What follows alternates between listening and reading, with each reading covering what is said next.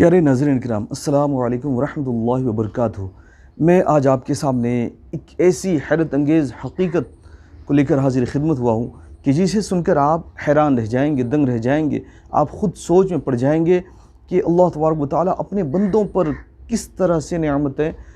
اتارتا ہے اور اللہ تبارک و تعالیٰ اپنا فضل و کرم کس طرح اپنے بندوں پر عطا فرماتا ہے۔ تو یہ واقعہ نہیں بلکہ حقیقت آپ کو میں بتانے جا رہا ہوں۔ آپ سے گزارش ہے کہ اس ویڈیو کو آخر تک ضرور دیکھیں، پسند آ جائے تو دوسروں تک شیئر کر کے ثواب کے بھی حقدار بنیں۔ صاحب دلائل الخیرات یعنی دلائل الخیرات کتاب جس نے لکھی وہ حضرت شیخ سید محمد سلیمان جزولی رحمۃ اللہ تعالی علیہ۔ آپ کثرت سے درود پاک پڑھا کرتے تھے۔ آپ کے انتقال کے بعد آپ کی قبر سے مشک کی خوشبو آتی تھی، یعنی قبر مبارک سے مشک کی خوشبو محسوس ہوتی تھی، اور یہ کوئی ڈھکی چھپی نہیں تھی، ہر کوئی اس خوشبو کو محسوس کر سکتا تھا۔ یہ درود پاک پڑھنے کی برکت کا نتیجہ تھا۔ اتنا ہی نہیں، آپ کے وصال کے بعد 77 سال کے بعد، آپ کے انتقال کے 77 سال کے بعد شہر سوس جہاں کہ آپ کو دفن کیا گیا تھا، کسی وجہ سے آپ کے نعش مبارک کو وہاں سے منتقل کر کے مراکش یعنی آج جو مرکو ملک کہلاتا ہے وہاں لے جانے کا پروگرام ہوا، وہاں منتقل کرنے کا ارادہ ہوا۔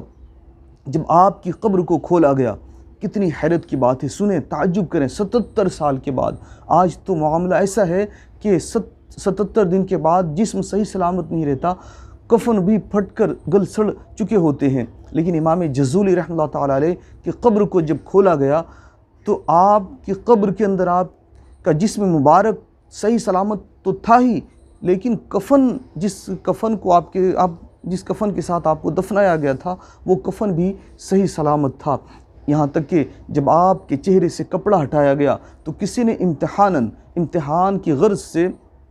آپ کے رخسار پر انگلی رکھا، تو رخسار پر انگلی رکھنے کی وجہ سے جس طرح زندہ انسان کے چہرے پر اگر رخسار پر انگلی رکھا جائے تو سفید ہو جاتا ہے، اور انگلی ہٹاتے ہی خون کی سرخی واپس آ جاتی ہے۔ تو اس شخص نے امتحان کے طور پر جب آپ کے چہرے پر اس طرح انگلی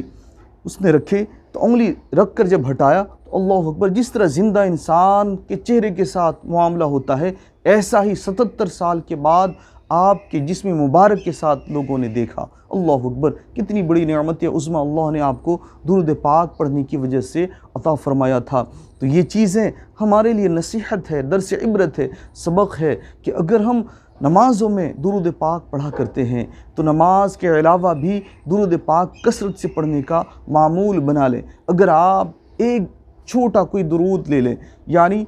صلی اللہ علیہ محمد، یہ پڑھنے کا معمول بنا لیں تو خدا کی قسم آپ کا یہ درود پاک پڑھنا آپ کے وصال کے بعد رحمت خداوندی کا ذریعہ بن جائیں گی، آپ کی بخشش کا ذریعہ بن جائیں گی، اور اللہ تبارک و تعالیٰ ایسا فضل و کرم فرمائے گا کہ جس کا آپ نے وہم و گمان میں بھی نہیں سوچا ہوگا۔ تو لہٰذا کثرت سے درود پاک پڑھا کریں، اور اس میرے میسج کو، پیغام کو دوسروں تک بھی پہنچا کر ان کو بھی ترغیب دیں، انہیں بھی شوق دلائیں کہ اے خدا کے بندو، دوسرے اعمال یا دوسرے کام میں تم مصروف تو رہتے ہی ہو، تھوڑا وقت درود پاک پڑھنے کے لیے بھی نکال لیا کرو، اس لیے کہ اس درود پاک کی وجہ سے اللہ تبارک و تعالیٰ تمہاری قبروں کو منور فرما دے گا۔ اللہ تبارک و تعالیٰ کی بارگاہ میں دعا ہے کہ ہمیں اور آپ کو اور دوسروں کو بھی کثرت سے درود پاک پڑھنے کی توفیق رفیق عطا فرمائے، اور بالخصوص رمضان المبارک میں، اس لیے کہ اگر رمضان المبارک میں ہم 1000 بار درود پاک پڑھتے ہیں تو اللہ تبارک و تعالیٰ اور دنوں کے مقابلے 70,000 بار درود پاک پڑھنے کے برابر ثواب عطا فرماتا ہے۔ السلام علیکم۔